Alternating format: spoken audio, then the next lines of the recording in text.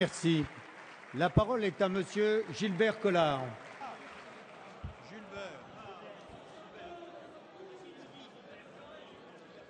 Prends ton temps, pendant ce temps-là, on est filmé. Allez, Gilbert. Monsieur le Président, ma question est à Monsieur le Premier ministre. S'il ne répond pas, il ne répondra pas. Bon.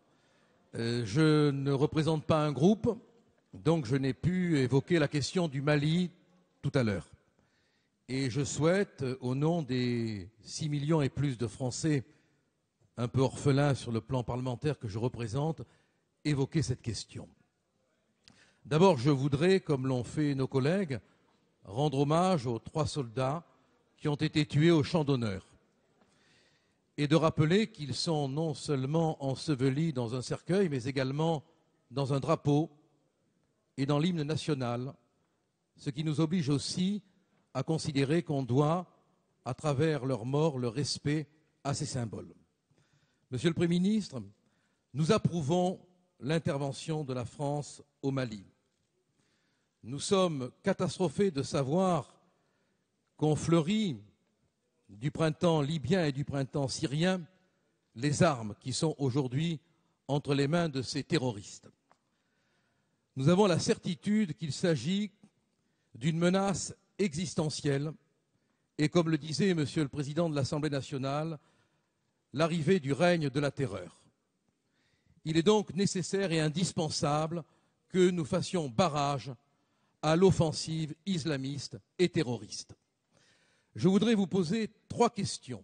La première, la France a-t-elle, comme le dit un journal télématique plutôt situé à gauche, aujourd'hui, a-t-elle les moyens de ses objectifs?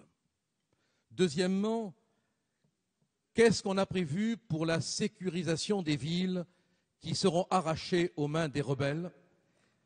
Enfin, qu'est-ce qui est prévu sur le plan humanitaire? Aujourd'hui, il y a déjà 150 000 réfugiés qui fuient. Merci, Monsieur le Premier ministre, de vos réponses. La parole est à Monsieur le ministre de la Défense, Jean-Yves Le Drian. Monsieur le député, mesdames et messieurs les députés, le Premier ministre a rappelé tout à l'heure les objectifs que la France se donnait pour combattre les groupes terroristes et rétablir l'intégrité du Mali. J'apprécie comme ministre de la Défense l'unité nationale qui se forge autour de cet objectif. Et je voudrais compléter les propos du Premier ministre en précisant quels sont les engagements qu'ont nos forces armées sur le territoire malien. D'abord, assister les forces maliennes dans leur action pour enrayer la progression des groupes terroristes vers le sud, soit par frappe aérienne, soit par l'intervention d'éléments terrestres qui sont en ce moment déployés au sud. Deuxièmement, frapper dans la profondeur les bases arrières des groupes terroristes pour éviter qu'ils ne se ressourcent et ne reviennent vers le sud. Troisièmement, sécuriser Bamako pour assurer la stabilité de cette ville et assurer la pérennité de ses institutions.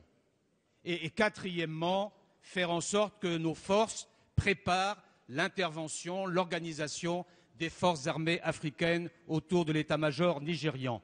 Ce déploiement, ces actions sont en cours et je voudrais saluer la qualité et le professionnalisme de nos forces qui, 5 heures seulement après la décision du président de la République, ont été capables de frapper immédiatement. La qualité et le courage de nos armées est la garantie du succès et de l'intervention de la France au Mali. Je vous remercie.